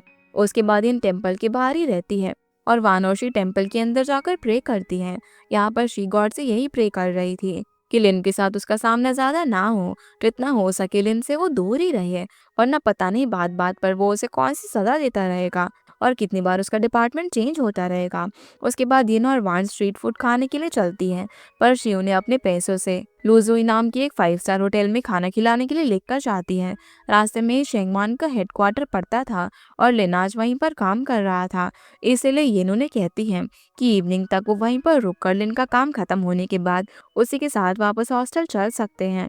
तब शी भी यिन की इस बात को मना नहीं करती। इधर लिन अपने ग्रैंडफादर श्याओ के साथ हेडक्वार्टर में पीवी प्रोजेक्ट को लेकर बात कर रहा था, पर उस प्रोजेक्ट को लेकर उनके पास फंडिंग नहीं थी। हालांकि लिन को फंड्स की टेंशन नहीं थी। वो तो कहीं से भी किसी भी कंपनी के साथ डील करके या फिर किसी इन्वेस्टर के साथ मिलकर फंड्स ले ही लेगा।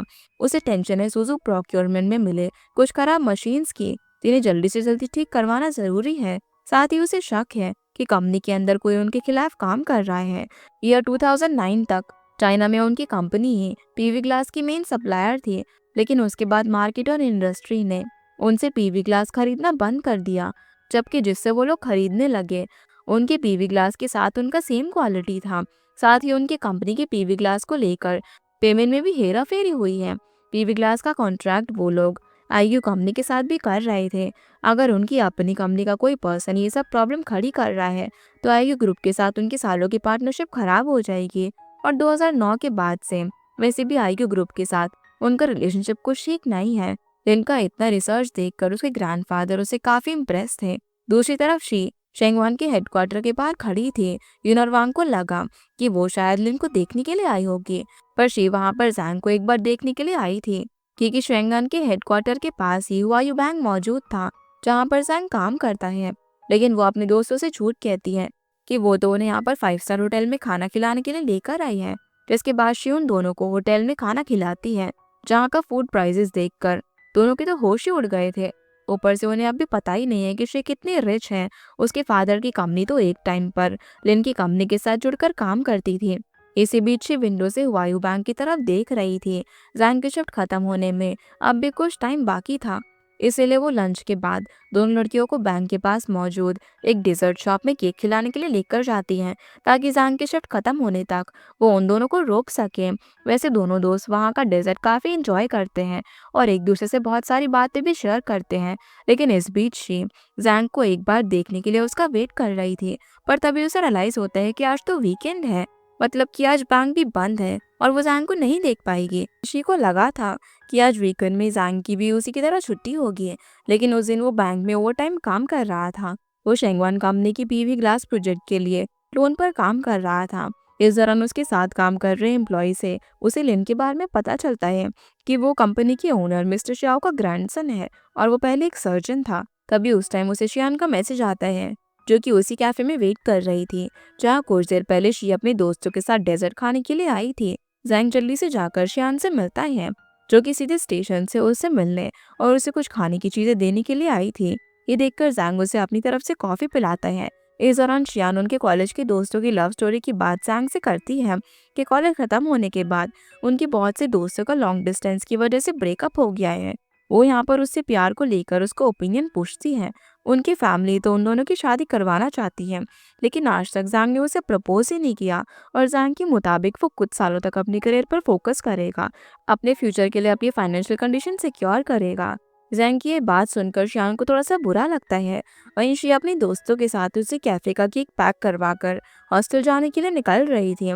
बस कुछ मिनट की डिफरेंस से आज जैंग और शी की मुलाकात नहीं हो पाई, लेकिन कैब में बैठने से पहले एक पल के लिए शी वाया बैंक की तरफ देखकर जैंग के बारे में सोचती है। इस दौरान रोड पर लिन ने शी को देख लिया था, पर वो इस टाइम उसके पास नहीं जाता क्योंकि आज उसकी डॉक्टर के साथ अपॉइंटमेंट थी। साल 2011 में हुए उस एक्सीडेंट की वजह से लिन की लेफ्ट हैंड में कोई प्रॉब्लम हो गई थी, जिसकी थेरेपी आज तक चल रही है। फिर भी लिन का लेफ्ट हैंड पहले की तरह ठीक नहीं है। इस वजह से लिन काफी परेशान है। हॉस्पिटल से निकलने के बाद उसकी मुलाकात जुआंग नाम के एक डॉक्टर से होती है, जिसके साथ बात करते हुए लिन रोड क्रॉस कर ही रहा था। तभी उसकी नज़र सामने से स्पीड में आ रही एक बाइक पर जाती है, जो कि एक ओल्ड लेडी से टकराने वाली थी, पर लिन उस ओल्ड लेडी को पकड़कर साइड में लेकर आता है। इस दौरान वो बाइक वाला पर्सन बाइक से गिर जाता है। अगले दिन ऑफिस में सभी को पता चलता है कि कल हुए एक्सीडेंट में लिन थोड़ा सा इंजर्ड हुआ है और तब तक ऑफिस में लिन का पोस्ट मिस्टर वो संभालेंगे। लेकिन जब भी किसी डॉक्यूमेंट पे लिन का साइन चाहिए होगा तो किसी एम्प्लॉय को लिन के घर जाकर उसका साइन लेना होगा। अब लिन के एक्सीडेंट की बात सुनकर शी को काफी गिल्टी फील होता है, क्योंकि कल उसने टेम्पल में गॉड से प्रे किया था कि वो उसे लिन से दूर लेकर जाए। इसलिए शी को अब ऐसा लगने लगा कि उसकी प्रेयर की वजह से लिन का एक्सीडेंट हुआ है, क्योंकि वो अब उससे दूर घर में इंजर्ड हुआ पड़ा था। इस गिल्ट को दूर करने के लिए शी लिन के घर जाकर इंपॉर्टेंट फाइल्स में उसका सिग्नेचर लेने की रिस्पॉन्सिबिलिटी लेती है। हालांकि वो कंपनी के लोगों से झूठ कहती है कि वो अपनी इंप्रेशन लिन के सामने सही करने के लिए ये रिस्पॉन्सिबिलिटी ले रही है, क्योंकि उसने लिन के सामने बहुत सी गलतियां की हैं और उसकी इमेज उसके सामने काफ़ी ख़राब है। फिर शी लिन के घर पर कुछ फाइल्स में उसका साइन लेने के लिए जाती है। वो तो घर की मेड के हाथों फाइल लिन तक पहुंचाना चाहती थी। लिन उसे स्टडी रूम के अंदर बुलाता है। अंदर जाने के बाद शी लिन को एक जगह पर बैठा हुआ देखती है, जिससे वो समझ जाती है कि एक्सीडेंट में लिन का लेग इंजर्ड हुआ है और उसे उसके लिए काफी बुरा फील होता है। फिर वो लिन को कुछ फाइल्स देती है और उन्हें चेक करके उन पर साइन करने को कहती है। तब लिन अपनी मेट से कहकर उसकी फाइल्स चेक करने तक शी को कुछ देर के लिए लिविंग रूम में बैठने को भूलता है। उसकी बात मानकर वो लिविंग रूम में ही उसके बुलाने का वेट करती है। उसे लगा कि काम जल्दी हो जाएगा, पर शी का पूरा दिन उसके घर में ही बीत जाता है और मेट जब उसे फाइल वापस देने आती है तो वो शी से कहती है कि लिन ने उसे कल दूसरी फाइल घर पर लाने के लिए बोला है। उन फाइल्स की लिस्ट को लिन ने लिखकर भेजा हुआ था, इसीलिए अगले दिन शी को फिर से उसके घर दूसरे फाइल्स लेकर आना पड़ता है। लिन उसे आज फिर से लिविंग रूम में बैठने के लिए बोलता है। तब शी लिविंग रूम में रखे हुए बुक्स को पढ़ने की परमिशन मांगती है, क्योंकि वो अपना फ़ोन ऑफिस में ही भूल गई थी और अब टाइम स्पेंड करने के लिए उसके पास कुछ भी नहीं था। लेकिन के हिसाब से शी उन बुक्स को समझ ही नहीं पाएगी, क्योंकि वो उसकी मेडिकल स्टडी की बुक्स थी। उसकी बात सुनकर शिन चुपचाप लिविंग रूम में जाकर बैठ जाती है। तब उसके पास मेड फ्रूट्स लेकर आती है और मेड से उसे पता चलता है कि ऐसी मेडिकल बुक्स वो मेड खुद भी लिन के लिए खरीद कर लाया करती थी। चाइल्डहुड से वो काफ़ी जीनियस था, उसकी वजह से वो बड़ा होकर एक अच्छा सर्जन बन सका। पर किसे पता था कि उस एक्सीडेंट की वजह से लिन की पूरी लाइफ बदल जाएगी। ये बात शी को काफ़ी कंफ्यूज करती है और ना ही मेड उसे पूरा मामला बताती है। अब कुछ घंटों तक शी घर में यहाँ वहाँ घूमकर फ्रूट्स खाकर अपना टाइम बिताती है। इस बीच जब वो लिविंग रूम की विंडो से स्टडी रूम में मौजूद लिन को देख रही थी, तभी लिन उसे ऐसा करते हुए देख लेता है। वो उसे स्टडी रूम में बुलाता है। लिन को चुप चुप कर देखने के दौरान शी पकड़ी गई थी। इस बात से वो काफ़ी एम्बैरेस थी। उसे लगा कि लिन उसे ऐसे देखने की वजह पूछेगा, लेकिन वो इस बारे में नहीं बल्कि ऑफिस की बातें उससे करने लग जाता है। साथ ही वो शी को मेड से घर की कार्ड लेने के लिए बोलता है, क्योंकि अगले दिन घर में मेड नहीं होगी, वो छुट्टी पर होगी। लिन तो उसके लिए घर खोल नहीं पाएगा, तो कार्ड होने पर शी खुद ही उसके घर के अंदर आ सकती है। ये सुनकर शी समझ जाती है कि लिन उसे उसके घर अगले दिन आने का हिंट दे रहा है। शी तो अब सोच में पड़ जाती है कि पता नहीं 3 दिन लगातार लिन के घर आने की बात को ऑफिस वाले क्या सोच रहे होंगे। वैसे ऑफिस के लोग तो शी को अगले दिन लिन के घर जाने के लिए फाइल्स पे फाइल्स पकड़ा रहे थे और उसके दोस्त येन उससे पूछती है कि उसका मिस्टर लिन के साथ कुछ चल तो नहीं रहा। हालांकि शी उसकी बात का कोई जवाब नहीं देती और फाइल्स लेकर लिन के घर पर जाती है। पहले वो लिन को मैसेज करके घर के अंदर आने की परमिशन मांगती है। परमिशन मिलने पर वो की कार्ड यूज करके अंदर आ जाती है, जहाँ पर लिन उसे आज लिविंग रूम में नहीं बल्कि उसके स्टडी रूम में ही बैठने को बोलता है। अब लिन की फाइल्स चेक करने तक वो अपना खाली टाइम कैसे बताए वो ये सोच रही थी। तभी उसे लिन का खाली ग्लास नजर आता है, इसलिए वो उसके लिए पानी लेने किचन में जाती है। कुछ देर बाद उसके लिए हॉट वाटर लेकर आती है, जो देखकर लिन उसे उतनी केयर दिखाने की वजह पूछता है और शी को कुछ साल पहले की बात याद करने को बोलता है। लिन के मुताबिक ये उसका दूसरा एक्सीडेंट है। पहले एक्सीडेंट ने उसका करियर छीन लिया और अगर दूसरे एक्सीडेंट की वजह से शी को उनके बीच की बात याद आती है तो वो ये एक्सीडेंट होने से बहुत ज्यादा खुश है, लेकिन शी उसकी बात समझ नहीं पाती।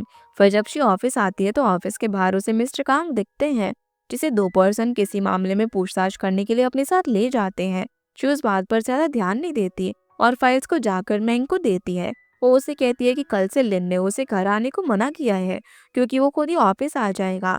ये बात वो अपनी फ्रेंड यिन को बोलती है, तभी उनके पास क्यों आती है, जो उन्हें कंपनी की बाकी लड़कियों के साथ डिनर पर लेकर जाती है। वहाँ पर उन्हें क्यों से पता चलता है कि मिस्टर कांग पर कंपनी की सीक्रेट इन्फॉर्मेशन राइवल ग्रुप के साथ शेयर करने की और कंपनी के पैसों का भी मिसयूज करने का शक है, इसलिए पुलिस उन्हें पूछताछ के लिए अपने साथ ले गई है।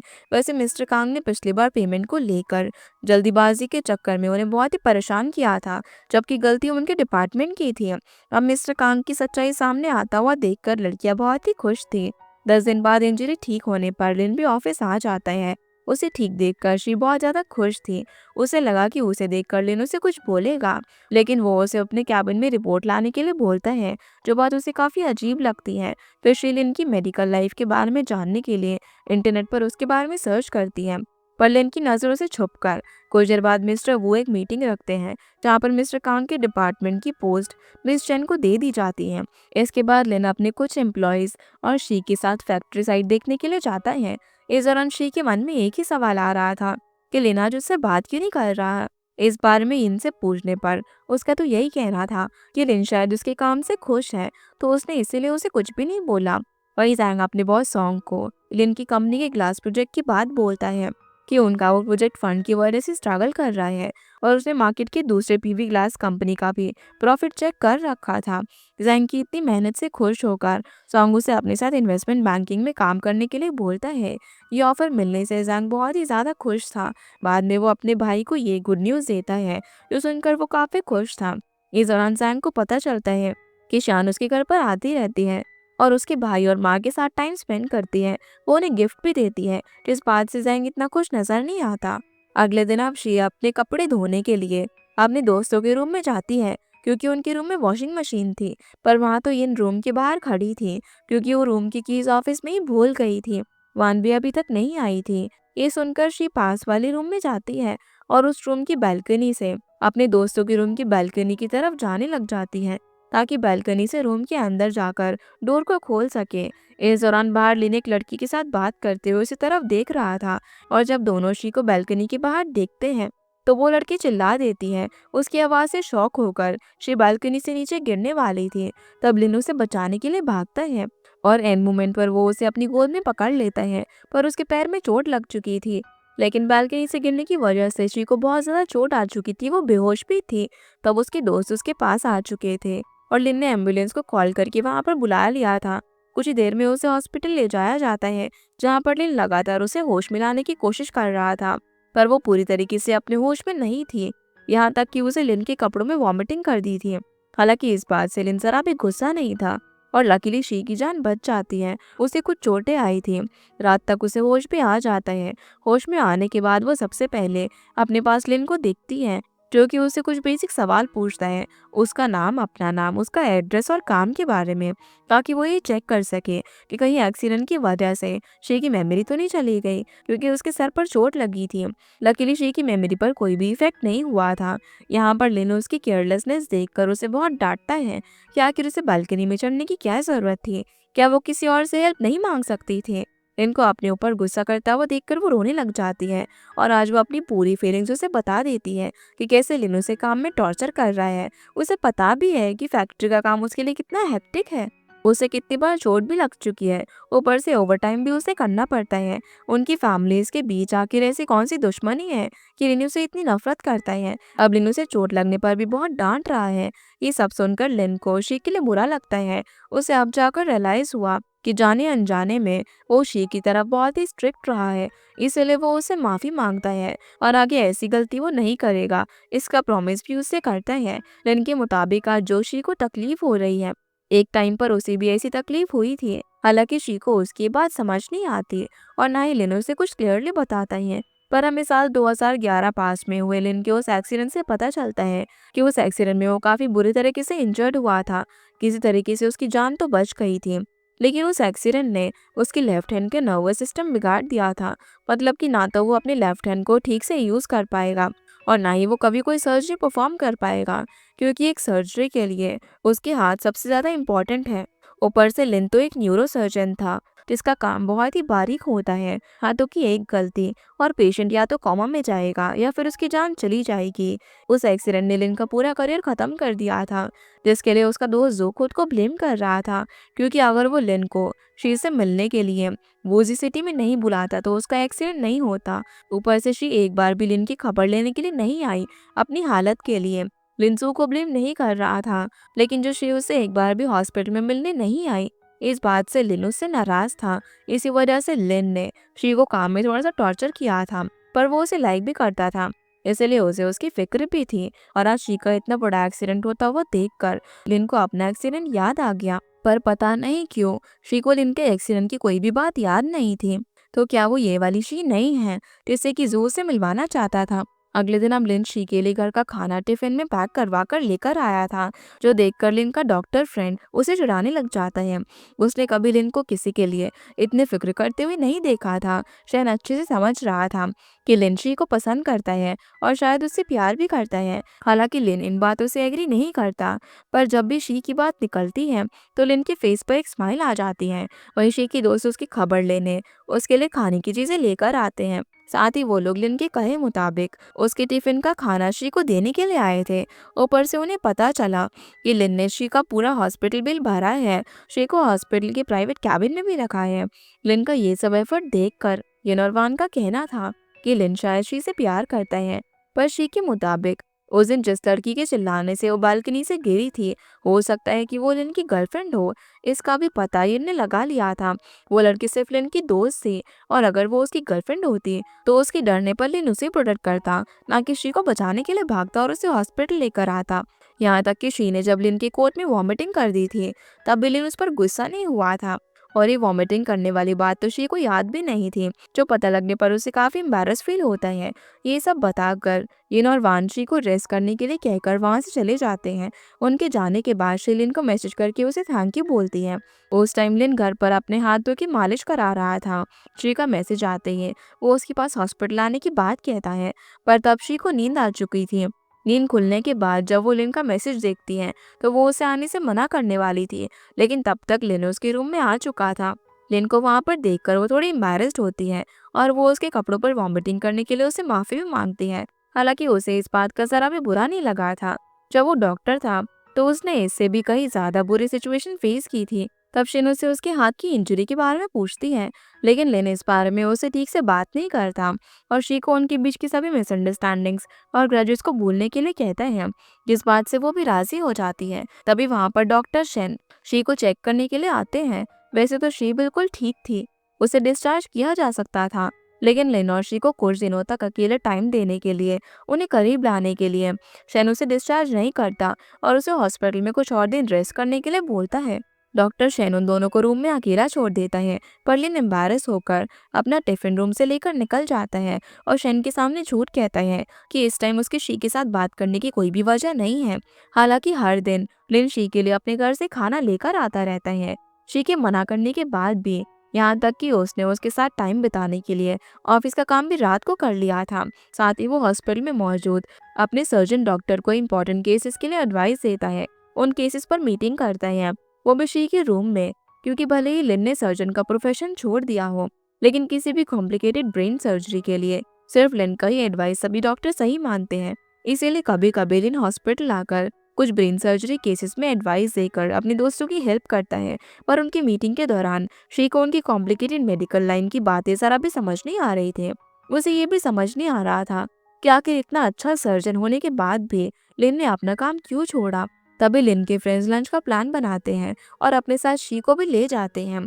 ये बात शी बाद में इनको भी बताती है। इनको तो पूरा यकीन था कि लिन उससे प्यार करता है, इसीलिए उसकी तरफ इतना केयर दिखा रहा है।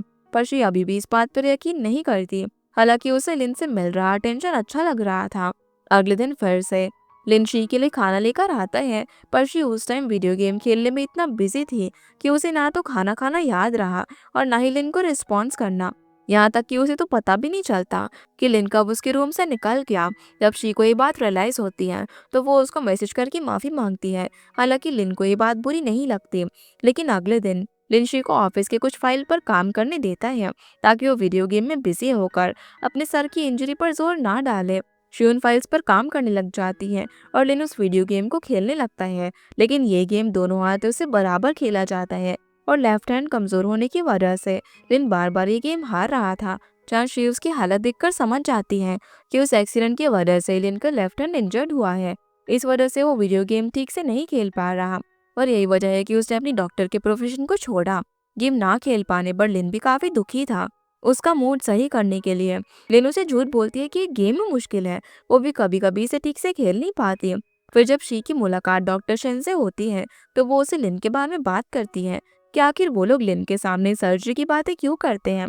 इस तरीके से वो अपनी लेफ्ट हैंड की इंजरी की वजह से सर्जरी ना कर पाने को लेकर और भी ज्यादा हर्ट होगा। असल में लिन के दोस्त उसे हर्ट करने के लिए उसके सामने सर्जरी की बातें नहीं निकालते, बल्कि इन बातों को करने के बहाने उसे हॉस्पिटल बुलाते हैं ताकि इस दौरान वो लोग बातों ही बातों में उसके लेफ्ट हैंड को ठीक करने के लिए थेरेपी करने का उन्हें मौका मिलता रहे, क्योंकि अपने हाथ को ठीक होने की उम्मीद वो छोड़ चुका था। इस बारे में सोचते हुए जब शी हॉस्पिटल गार्डन की तरफ जाती है तो वहां पर उसे लिन कुछ बच्चों के साथ वही वीडियो गेम खेलता हुआ दिखता है। पर अब भी लिन अपने लेफ्ट हैंड को ठीक से यूज नहीं कर पा रहा था। वहीं एक बच्चा लिन से उसके फादर के ब्रेन सर्जरी करने को बोलता है, जो बात सुनकर वो काफी इमोशनल हो जाता है और शी को भी ये देखकर बुरा लगता है। अपने डॉक्टर दोस्तों के साथ लंच करते दौरान लिन एकदम नॉर्मल बिहेव करता है, उनके सामने हंसी मजाक करता है। पर शी उसे देखकर ही समझ पा रही थी कि अपने सबसे पसंदीदा काम ना कर पाने की वजह से लिन अंदर ही अंदर कितना दुखी है। उस दिन हॉस्पिटल में एक इमरजेंसी केस आता है तो सभी डॉक्टर उस पेशेंट को ऑपरेट करने के लिए जाते हैं।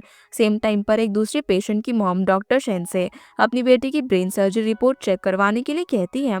शेन उस टाइम बिजी था, इसीलिए वो लिन को रिपोर्ट चेक करने के लिए बोल देता है। जहाँ उस रिपोर्ट को एक बार देखकर लिन समझ जाता है कि उस लड़की की चाइल्डहुड में एक ब्रेन सर्जरी हुई थी, जबकि ये बात उस लड़की की माँ ने उसे बताई भी नहीं थी, जो देखकर उस लड़की की माँ उससे काफी इम्प्रेस होती है। और लिन जब उन्हें कहता है कि उनकी बेटी का ब्रेन अब बिल्कुल ठीक है तो उस लेडी को फाइनली सुकून मिलता है। ये इंसिडेंट देखकर शी समझ जाती है कि लिन अपने प्रोफेशन में कितना परफेक्ट है, इसीलिए वो लिन की लेफ्ट हैंड को पहले की तरह ठीक करने का डिसाइड करती है। वो लिन को अपना वीडियो गेम खेलने देती है और उसे जीतने के लिए मोटिवेट करती है ताकि गेम खेलने के बहाने वो अपने लेफ्ट हैंड पर पूरा जोर डाले, जिससे कि उसके नर्व्स में मूवमेंट हो सके। और शी का ये आइडिया थोड़ा तो काम में आता ही है, क्योंकि लिन पहली बार अपने लेफ्ट हैंड से इतना जोर लगाता है कि वो गेम का पहला राउंड जीत जाता है, जो देखकर शी और लिन दोनों बहुत ही खुश थे। अगले दिन अब शी को डिस्चार्ज मिल जाता है, इसीलिए वो एक दिन के लिए घर जाने का डिसाइड करती है। पर वो अपनी माँ से कॉल पर झूठ कहती है कि उसके पैर पर सिर्फ मोच आई थी। वो अपनी मॉम को उसकी इतनी बड़ी एक्सीडेंट की बात नहीं बोलती। वैसे शी तो ट्रेन से अकेले घर जाने वाली थी, पर लिन उसे अपनी कार में बैठाकर उसके घर तक छोड़ने के लिए निकल जाता है। रास्ते में लिन शी को अपना फोन देकर उसके घर का जीपीएस लोकेशन डालने को बोलता है। जैसे ही लिन कार रोककर अपने ग्लासेस पहनता है, और उसके एकदम से करीब आकर अपने फ़ोन का लॉक खोलता है तो शी उसे देखती ही रह जाती है। उसने लिन को इतना करीब से कभी नहीं देखा था। ऊपर से उसके करीब आने पर उसकी हार्ट बीट भी काफ़ी फास्ट हो गई थी। रास्ते में दोनों के बीच बहुत सी बातें होती हैं। इस दौरान लिन शी को अपना फ्यूचर बॉस कहता है। शी समझ नहीं पाती कि आखिर लिन की वो फ्यूचर बॉस कैसे हो गए। लिन भी उसे ये बात नहीं समझाता, सिर्फ कुछ सोचकर स्माइल करता है। कुछ देर बाद लिन उसे उसके घर पर छोड़ देता है तो शी उसे सेफली कार चलाने के लिए बोलती है, जिसके जवाब में लिन उसकी तरफ एक स्माइल करता है। अगले दिन अब शी ऑफिस आती है, जिसे सही सलामत देखकर ऑफिस के सभी एम्प्लॉयज खुश थे। कुछ देर बाद शी कुछ एम्प्लॉयज के साथ लिन की एक मीटिंग अटेंड करती है, जहाँ पर लिन बातों ही बातों में शी की बालकनी से गिरने की बात बोलकर उसे चिढ़ाता है। साथ ही वो सबको आज उसके साथ डिनर पर चलने के लिए इनवाइट करते हैं, क्योंकि पिछले कुछ दिनों में उनकी लाइफ में बहुत सी प्रॉब्लम आई है। पहले तो उसका एक्सीडेंट हुआ, फिर शी का एक्सीडेंट हुआ और बीच में कांग की धोखेबाजी की खबर भी उन्हें मिली। अब डिनर को लेकर वो लोग तो इतने एक्साइटेड थे कि डिनर कितने बड़े रेस्टोरेंट में होगा, यही डिस्कशन ऑफिस में करने लगते हैं। वैसे जहाँ पर लिन ने डिनर पार्टी रखी थी, उस रेस्टोरेंट को देखकर दोनों काफी खुश थे। वहाँ पर उनके लिए बहुत ही अच्छे खाने का इंतजाम किया हुआ था। लेकिन बिल पे करने के दौरान लिन शी को अकेले बाहर बुलाता है और उसे बिल पे करने का इशारा करता है, क्योंकि लिन अपना वॉलेट घर पर ही भूल गया था। हालांकि शी बिना किसी प्रॉब्लम के बिल पे करती है, क्योंकि लिन ने उसकी इतनी हेल्प की थी। यहाँ तक कि उसका हॉस्पिटल का बिल भी भरा था। पर देखा जाए तो ये सब लिन की एक शरारत थी। जब सभी लोग इतने कॉस्टली डिनर के लिए लिन को थैंक्स बोल रहे थे, तब शी का एक्सप्रेशन देखकर लिन को बहुत हंसी आ रही थी, क्योंकि बिल शी ने भरा था और लोग उसे थैंक यू बोल रहे थे।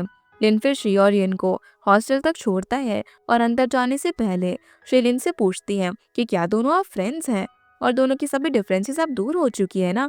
इसका जवाब लिन हाँ में देता है। उसके हिसाब से वो अब शी से नाराज नहीं है, अब दोनों एक अच्छे दोस्त बन सकते हैं। हालांकि उसे सिर्फ शी का केयर फ्री और फॉरगेटफुल नेचर पसंद नहीं है, जो सुनकर शी थोड़ी सी कंफ्यूज हो जाती है। वो समझ नहीं पाती कि आखिर वो क्या इंपॉर्टेंट बात भूली है, जिस बारे में लिन हमेशा उसे टोकता रहता है। अगले दिन अब वायु बैंक में डिफरेंट कंपनी के लोन रिक्वेस्ट को लेकर मीटिंग की जा रही थी, जहाँ पर मिया नाम की एक लड़की जैंग को बोलने तक का मौका नहीं देती।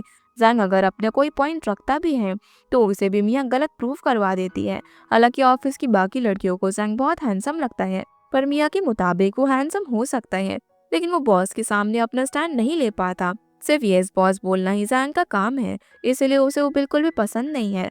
लेकिन जब बैंक बंद होने के बाद मिया घर जाने वाली थी, तो वो चुपके से कुछ देर जैंग की तरफ देखती है। उस टाइम जैंग अपने कॉलेज फ्रेंड पिंक से बात कर रहा था, जो कि जैंग को अपनी शादी में इनवाइट करता है। ये खबर सुनकर जैंग को अपने कॉलेज टाइम और अपने हॉस्टल की लाइफ याद आती है। एक टाइम था जब वो लोग कितना केयर फ्री हुआ करते थे। उन्हें बाहर की दुनिया और भाग दौड़ की फिक्र नहीं थी। सिर्फ बेफिक्र होकर वो लोग अपने फ्यूचर का प्लान करते रहते थे कि कौन किससे शादी करेगा और कौन क्या जॉब करेगा। इधर ऑफिस का काम खत्म होने के बाद शी और लिन एक साथ ऑफिस से बाहर निकलते हैं, जहाँ पर लिन शी को उसका एक्सीडेंट स्कार मिटाने की एक मेडिसिन देता है। साथ ही उसके क्लासमेट की शादी में शी को उसके साथ चलने के लिए इनवाइट करता है। ये वही क्लासमेट की शादी थी जिसके चिल्लाने से शी बालकनी से गिरी थी। उसे अपनी गलती के लिए भी गिल्टी फील हो रहा था, इसलिए उसने लिन से शी को उसकी शादी पर आने के लिए कहा था और उसके लिए इनविटेशन भी भेजा था। शी भी उसकी शादी पर जाने के लिए मान जाती है।